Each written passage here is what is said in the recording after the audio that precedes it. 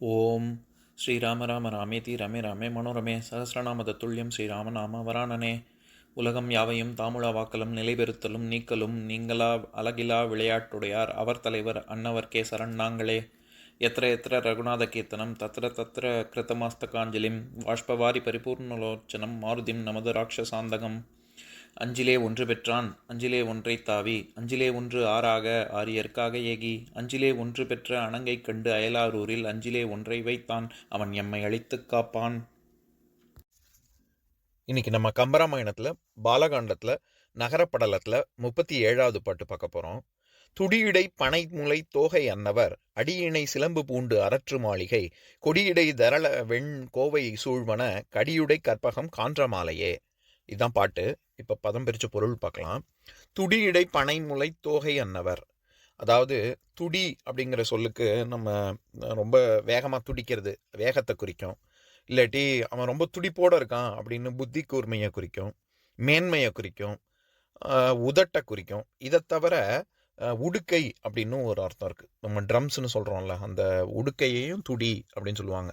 அதனால இந்த இடத்துல துடி இடை அப்படின்னா அந்த கோசல நாட்டு பெண்களின் இடை துடி போன்று இருக்குது, உடுக்கை போன்று இருக்குது அப்படின்னு சொல்கிறார். நம்ம இங்கிலீஷில் அவர் கிளாஸ் ஃபிகர் அப்படின்னு சொல்லுவாங்கள்ல, அதுதான் உடுக்கை போன்ற இடையினையும் பனைமுலை, பனைனா ரொம்ப பெரியன்னு அர்த்தம், பருத்த தனங்களையும் உடைய தோகை அன்னவர் மயில் போன்ற சாயலை உடைய மகளிர் அடியினை சிலம்பு பூண்டு தங்கள் இரு கால்களிலும் சிலம்பு அணிந்து.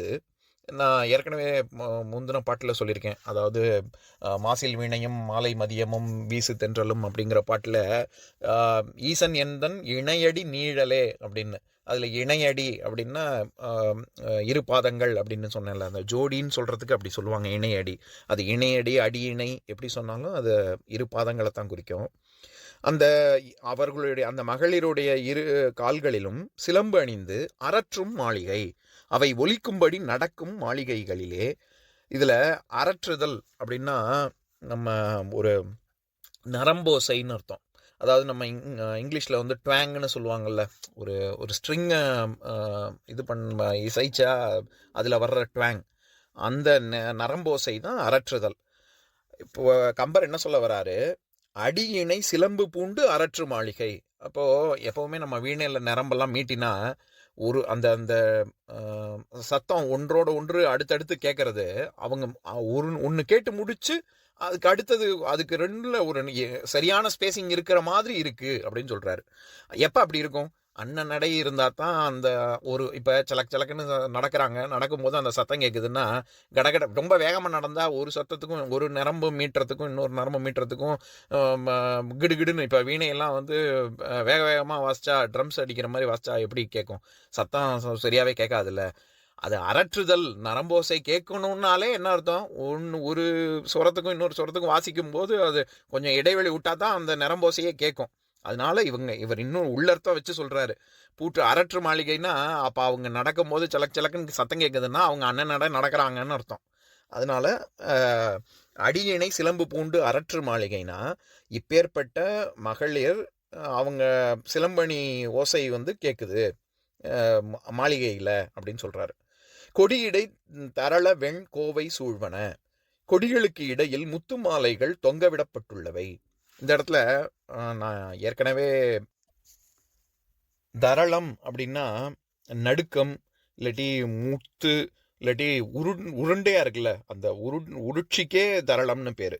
பொதுவாக முத்து அப்படின்னு தான் வரும். இப்போ நம்ம ஏற்கனவே 60வது கோகிலம் நவில்வன இளையவர் குதலை பாகு இயல் கிளவிகள் அவர் பையில் நடமே கேகயம் நவில்வன கிளறியல வளையின் நாகுகள் உமிழ்வன நகைப்புரை தரளம் அப்படிங்கிற பாட்டில் நம்ம ஏற்கனவே பார்த்துருக்கோம். அதாவது அந்த சங்குகள் உமிழ்வது, சிப்பிகள்லேருந்து அந்த முத்து வருது இல்லை, அந்த முத்து எப்படி இருக்குன்னா நகைப்புரை தரளம், அந்த நாட்டு கோசல நாட்டு பெண்களின் பற்கள் மாதிரி இருக்குது அப்படின்னு நம்ம அந்த அந்த இடத்துல தரளம் அப்படிங்கிற சொல் பார்த்தோம்ல, அதே தான் இங்கேயும் முத்துக்களை தான் சொல்கிறாரு. கொடியிடை தரள வெண் கோவை சூழ்வன. இந்த இடத்துல கோவை அப்படின்னா மாலை அப்படின்னு அர்த்தம். நம்ம 11 கீழ்கணக்கு நூல்களில் ஆச்சார கோவை அப்படின்னு பெருவாயின் முள்ளியார் அப்படின்றவர் எழுதின ஒரு நூல் இருக்குது. இது வந்து ஒரு நீதி நூல். எப்படி ஒரு ஒரு மனுஷன் எப்படி வாழணும், அவனுடைய அகத்தூய்மை புறத்தூய்மை எப்படி இருக்கணும், எப்படி அன்றாட குளிக்கும் போது என்ன பண்ணணும், எச்சில் உமிழ்வது முதற்கொண்டு எப்படி உமிழணும், இதெல்லாம் சொல்லக்கூடிய ஒரு நூலுக்கு ஆச்சார கோவைன்னு பேர். அதாவது ஆச்சாரத்தை அனுஷ்டிக்கணும், எப்படி சுத்தமாக வச்சுக்கிறது அப்படிங்கிறத பற்றின ஒரு அது வந்து வெண்பா வடிவில் ஆன பாமாலை, அதனால அதை ஆச்சார கோவை அப்படின்னு சொல்றாரு. அதனால கோவை அப்படின்னா மாலைன்னு அர்த்தம். இந்த இடத்துல கொடியிடை தரள வெண் கோவை சூழ்வன அப்படின்னா கொடிகளுக்கு இடையில் முத்துமாலைகள் தொங்கவிடப்பட்டுள்ளவை. கழி உடை கற்பகம் கான்ற மாலையே, மனம் மிக்க கற்பக மரங்களில் பூத்த மாலைகளை ஒத்திருந்தன. அது பார்க்கறதுக்கு எப்படி இருந்துதான், கற்பகத்துல மரங்கள்ல இருக்கக்கூடிய மாலைகள் மாதிரி இருக்கு அப்படின்னு சொல்றாரு. இந்த இடத்துல கடியுடை கற்பகம், அப்போ இந்த கடிங்கிற சொல்லும் நம்ம ஏற்கனவே பார்த்துருக்கோம். 73வது பாட்டில் இயல்புடை பெயர்வன மயில், மணியிழையின் வெயில்புடை பெயர்வன மிளிர்முலை, குழலின் புயல்புடை பெயர்வன பொழில், அவர் விழியின் கயல்புடை பெயர்வன கடி கமழ் கழனி அப்படிங்கிற பாட்டில் அந்த பெண்களின் அந்த பெண்கள், கோசல நாட்டு பெண்கள் எவ்வளோ அழகாக இருக்காங்க அப்படின்னு வர்ணிக்கிற இடத்துல அவர் விழியின் கயல்புடை பெயர்வன கடி கமழ் கழனி, அவங்களுடைய அந்த கோசல நாட்டு பெண்களின் கண்கள் மாதிரி அங்கே இருக்கக்கூடிய வயலில் இருக்கக்கூடிய மீன்களின் கண்கள் இருக்கு அப்படின்னு வர்ணிச்சிருப்பார்ல. அந்த இடத்துல கடி கமழ் கழனி அப்படின்னு சொல்லியிருப்பாரு. மனம் வீசக்கூடிய கழனின்னா வயல்னு அர்த்தம்.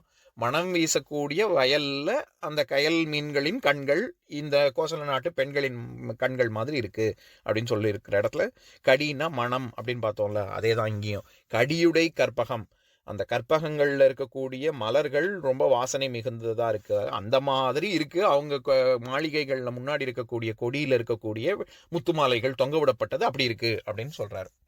இப்போ நம்ம இந்த பாட்டில் இருக்கக்கூடிய நயங்களை பார்க்கலாம்.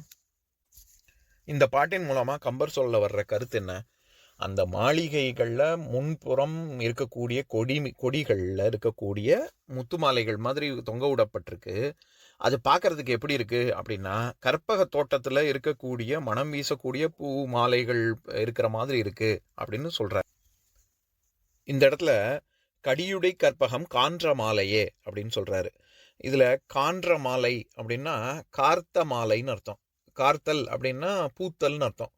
அதனாலதான் நம்ம காலங்காத்தால வந்துட்டான் அப்படின்னு சொல்றோம்ல, அந்த காலம் கார்த்தல் அப்படின்னு என்ன அர்த்தம், காலம் அரும்புகிறது விடுகிறது அப்படின்னு அர்த்தம், அந்த பொழுதுல வந்துட்டான் அப்படின்னு.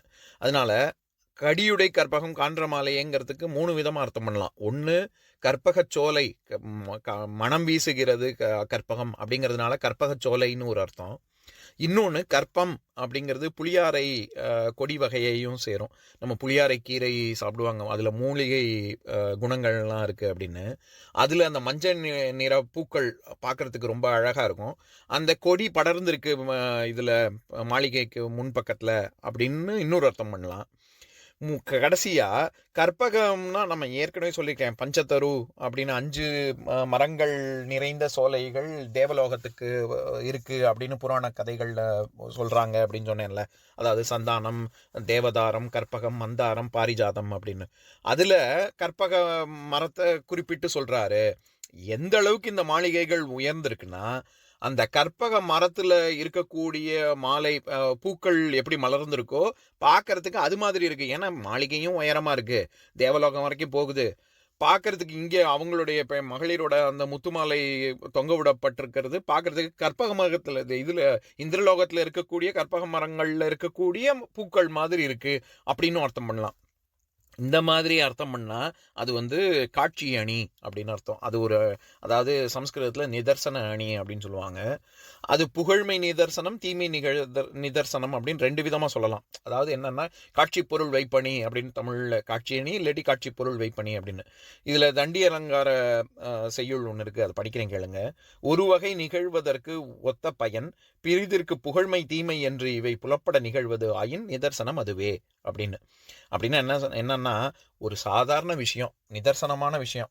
ஒரு கவிஞர் ஒரு விஷயத்தை பார்க்குறாரு, பார்க்கும்போது அது அன்றாட நடக்கக்கூடிய விஷயம், அதில் ஒரு புகழ்ச்சியையோ இகழ்ச்சியையோ இவர் தன்னுடைய கருப்பொருளை கொண்டு போய் வச்சா அதுதான் காட்சி அணி.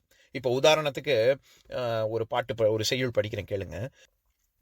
பிறர் செல்வம் கண்டால் பெரியோர் மகிழ்வும் சிறியோர் பொறாத திறமும் அறிவுரியி செங்கமலம் மெய்மலர்ந்த தேன்குமுதம் மெய் அயர்ந்த பொங்கு ஒளியோன் வீறு எய்தும் போது அப்படிங்கிறதான் பாட்டு. ஒரு சூரியன் உதிக்கும் போது தாமரை மலர்கள் மலர்வது, அதே சமயம் குமுதம்னா அல்லிப்பூக்கள் குவிக்கிறது. ஏன்னா அல்லிப்பூ அந்தி சந்தி வேளையில், சாயங்கால வேளையில் தான், சூரியன் அஸ்தமிக்கும் போது தான் மலரும். அதனால இவர் என்ன இது சாதாரண விஷயம், இது அன்றாட நடக்கக்கூடிய ஒரு நிதர்சனமான உண்மை. இந்த விஷயத்த கவிஞர் என்ன சொல்றாரு, எப்படி சூரியனை பார்த்து தாமரை மலர்ந்தும் அல்லிப்பூ குவிந்தும் இருக்கோ, அந்த மாதிரி யாராவது ஒருத்தன் செல்வம் படைத்தவன், நம்ம பெரியவர்கள், ரொம்ப அறிவு முதிர்ச்சி உடையவர்கள் பார்த்தா சந்தோஷம்தான் படுவாங்க. ஆனால் சின்ன புத்தி உள்ளவங்க அதை பார்த்து பொறாமப்படுவாங்க. இது அதை மாதிரி இருக்கு அப்படின்னு ஒப்புமை சொல்றாரு. புகழ்ச்சியும் இகழ்ச்சியும் இது ஒரே பாட்டிலே வந்துடுது.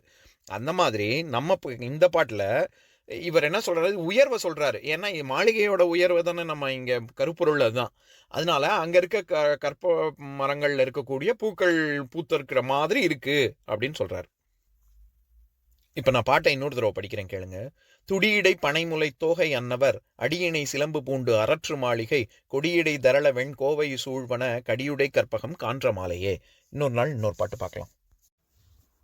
ஓம் शान्ताकारं भुजगशयनं पद्मनाभं सुरेशं विश्वाधारं गगनसदृशं मेघवर्णं शुभाङ्गं लक्ष्मीकान्तं कमलनयनं योगिहृद्यानगम्यं वन्दे विष्णुं भवभयहरं सर्वलोकैकनाथम्.